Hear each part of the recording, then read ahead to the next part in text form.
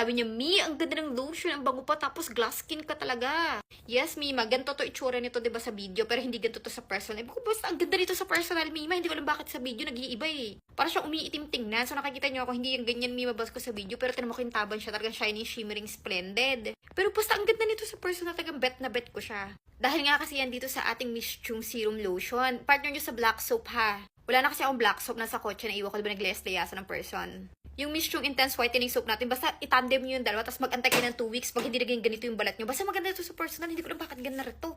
So ayan, tinutukoy nyo sa comment ang ating Miss Chung Serum Lotion. Ay kung sa mukha naman ang tinatanong nyo, kasi kislapang malala din mukha ko, Miss Chung Rejuvenating Set, at saka yung ating serum.